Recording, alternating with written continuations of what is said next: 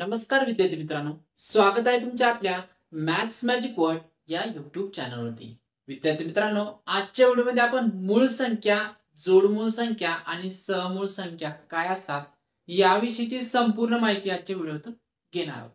तर यापूर्वीच्या व्हिडिओमध्ये आपण विभाजक कशा पद्धतीने काढले जातात, सामायिक विभाजक काय, संयुक्त संख्या काय हे समजून घेतलं आणि त्याचाच उपयोग आपल्याला इथे होणार आहे. ठीक आहे. कारण की यावरूनच आपल्याला कळणार आहे की संयुक्त संख्या काय असतात, मूळ संख्या काय असतात, सहमूळ संख्या काय असतात. ठीक आहे. तर पाहिजे सुरुवातीला आपण मूळ संख्या काय ही कन्सेप्ट समजून घेऊ. ठीक आहे. मूळ संख्या, ज्या संख्येला एक व फक्त त्याच संख्येने निश्चित भाग जातो त्या संख्येला मूळ संख्या म्हणतात. बघा, काय संख्या कशी असणार आहे, त्या संख्येला एक व फक्त त्याच संख्येने, म्हणजे ती जी काही तुम्हाला संख्या दिलेली असेल त्या संख्येचे फक्त दोनच विभाजक असतील. कुठले? एक एक असणार आहे स्वतः आणि एक ती संख्या असणार आहे. म्हणजे असे दोनच विभाजक असतील. म्हणून इथे काय म्हणलंय, ज्या संख्येला एक व फक्त त्याच संख्येने निश्चित भाग जातो त्या संख्येला मूळ संख्या असे म्हणतात. यापूर्वीच्या व्हिडिओमध्ये आपण बघितलेलं आहे. ठीक आहे. तर मूळ संख्या कुठल्या असतात मग? 2, 3, 5, 7, 11, 13 या पद्धतीने कितीतरी मूळ संख्या आपल्याला मिळतात. तर इथे सुरुवातीलाच बघा, सर्वात लहान मूळ संख्या जर म्हटली तर ती कुठली असणार आहे? 2 ही सर्वात लहान मूळ संख्या आहे. ठीक आहे. आणि यानंतर आपल्याला शेवटची मूळ संख्या आपल्याला सांगता येणार नाही, जेव्हा सर्वात मोठी मूळ संख्या कुठली असेल हे पण आपल्याला इथे सांगता येत नाही. आता 2 ही संख्या समसंख्या आहे. 2 ही एकमेव समसंख्या अशी आहे की ती मूळ संख्या आहे. कारण की 2 जर सोडले तर बाकीच्या सर्व या विषम संख्या आहेत. ठीक आहे. फक्त 2 एकमेव समसंख्या अशी आहे की ती मूळ संख्या आहे आणि बाकीच्या सर्व विषम संख्या आहे. मग इथे तुम्हाला विचारू शकता की सर्वात लहान सममूळ संख्या कुठली, तर मग ती 2च असणार आहे. ठीक आहे. विषम जर विचारली तर तुम्हाला ती कुठली असणार आहे? 3 असणार आहे. या पद्धतीने व्यवस्थित तुम्हाला लक्षात ठेवायचं आहे. तर यानंतर बघा, मग 1 ते 100 पर्यंत असलेल्या मूळ संख्या कोणत्या आहेत आणि किती आहेत? तर एकूण 1 ते 100 पर्यंत 25 मूळ संख्या मिळतात आपल्याला. तर त्या या पद्धतीने इथे आपण लिहून घेतलेल्या आहेत. तर पाहिले 1 ते 10 मध्ये तुम्हाला 2, 3, 5, 7 या मूळ संख्या मिळतात. यानंतर 11 ते 20 मध्ये 11, 13, 17, 19 या मूळ संख्या मिळतात. नंतर 21 ते 30 पर्यंत 23 आणि 29, नंतर 31 ते 40 पर्यंत 31 आणि 37, नंतर 41 ते 50, इथे 41, 43 आणि 47. यानंतर बघा 51 ते 60 यामध्ये तुम्हाला 53 आणि 59 ह्या संख्या मिळतात. 61 ते 70 पर्यंत 61 आणि 67, 71 ते 80 मध्ये पर्यंत 71, 73 आणि 79, 81 ते 90 पर्यंत 83 आणि 89 आणि 91 ते 100 पर्यंत 97. तर एकंदरीत अशा तुम्हाला एकूण 25 मूळ संख्या मिळतात. तर मूळ संख्यांचा कन्सेप्ट लक्षात आला. मूळ संख्या म्हणजे काय? अशी संख्या ज्या संख्येला फक्त एक आणि त्याच संख्येने निशेष भाग जातो. म्हणजे एकंदरीत काय, त्या संख्येला फक्त दोनच विभाजक असते, एक आणि एक ती संख्या. ठीक आहे. तर या झाल्या मूळ संख्या. या संबंधित काही महत्वाचे मुद्दे, तर ते मुद्दे सुद्धा आपण इथे पाहणार आहोत. ठीक आहे. आता यानंतर पाहूया मूळ संख्या संदर्भात काही महत्वाचे मुद्दे. पहिला मुद्दा बघा काय दिलेला, तर 0 आणि 1 या मूळ संख्या नाही. आता इथे बघा 0 आणि 1 या दोन्ही संख्या मूळ संख्या होत नाही, सोबतच या संयुक्त संख्या सुद्धा होत नाही. यानंतर 2 ही एकमेव समसंख्या ही मूळ संख्या आहे. पहा, 2 ही काय समसंख्या आहे आणि मूळ संख्या सुद्धा होते. पण 2 व्यतिरिक्त जेवढ्या काही मूळ संख्या आहेत त्या सर्व विषम संख्या आहेत. ठीक आहे. यानंतर बघा 2 सोडून सर्व मूळ संख्या या विषम संख्या आहेत. जसं की सांगितलं तुम्हाला, 2 तर ही एक समसंख्या आहे, पण 2 व्यतिरिक्त ज्या काही मूळ संख्या आहेत त्या सर्व मूळ संख्या या विषम संख्या आहेत. ठीक आहे. यानंतर 1 ते 100 पर्यंत एकूण 25 मूळ संख्या आहेत. किती मूळ संख्या आहेत? 1 ते 100 पर्यंत 25 मूळ संख्या.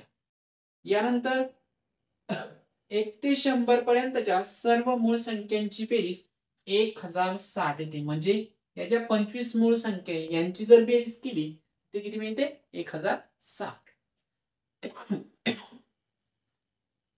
यानंतर बघा, आता 1 ते 100 पर्यंत अशा काही मूळ संख्या तुम्हाला मिळतील की त्या मूळ संख्यांच्या अंकांची अदलाबदल जर केली तर परत तुम्हाला मूळ संख्याच मिळते. मग अशा कुठल्या संख्या आहेत? पहा त्या 13 या संख्येमधील अंकांची अदलाबदल केली तर 31 मिळते. बरोबर आहे.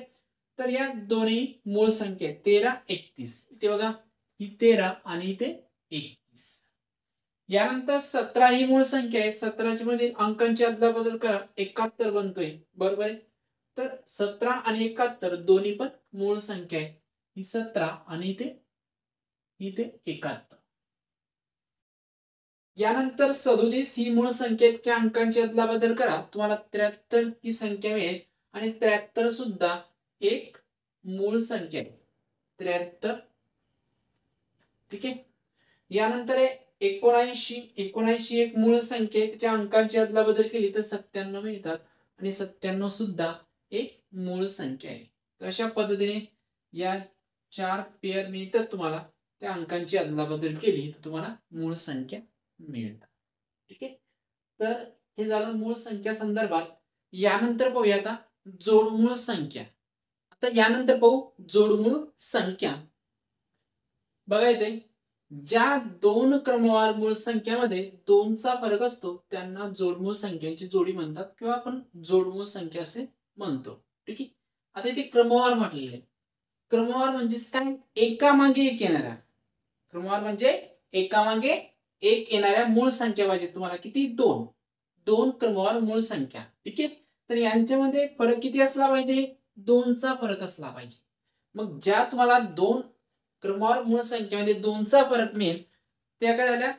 जोडमूळ संख्या. आणि त्याला आपण जोडमूळ संख्यांची जोडी म्हणतो, पेअर म्हणतो. ठीक आहे.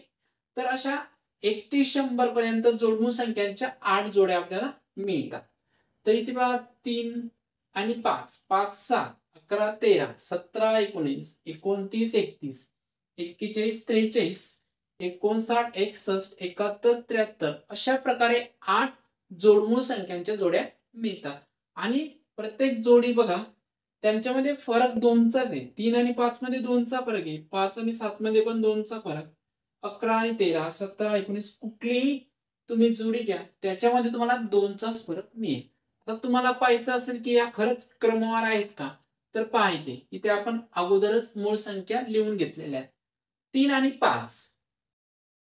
3 आणि 5 बघा 3 नंतर 5 ही संख्या येते मूळ संख्या आणि दोघांमध्ये 2चा फरक आहे म्हणजे ही एक जोडी मिळते. नंतर 5 आणि 7 या संख्या सुद्धा क्रमवार आहे. 5 नंतर 7 येते यांच्यामध्ये 2चा फरक आहे म्हणून ही सुद्धा एक पेअर बनेल. याच्यानंतर आहे 11 आणि 13 या पण क्रमवार आहेत. 11 नंतर 13 येते. बरोबर आहे. यांच्यामध्ये सुद्धा 2चा फरक आहे. नंतर आहे 17 आणि 19 या पण क्रमवार आहेत आणि यांच्यामध्ये 2चा फरक आहे. नंतर आहे 29 आणि 31 या पण क्रमवार आहेत आणि यांच्यामध्ये फरक किती? 2 आहे. नंतर 41 आणि 43 41 आणि 43 नंतर आहे 59 आणि 61. ठीक आहे. या पण क्रमवार आहेत आणि इकडे शेवटी इकडे 71 आणि 73 या सर्व क्रमवार संख्या आहे आणि यांच्यामध्ये 2चा फरक आपल्याला पाहायला मिळतो. तर किती पेअर बनतात? 1 2 3 4 5 6 7 8. तर अशा पद्धतीने एकूण 8 जोड्या आपल्याला जोडमूळ संख्यांच्या 1 ते 100 पर्यंत मिळतात. ठीक आहे. आता यानंतर समूळ संख्यांचा टॉपिक पाहू शेवटचा. तर यानंतर पाहू समूळ संख्या. ज्या दोन संख्यांना फक्त आणि फक्त एकनेच भाग जातो त्या संख्यांना समूळ संख्या असे म्हणतात. पहा काय म्हटलंय, ज्या दोन संख्यांना फक्त आणि फक्त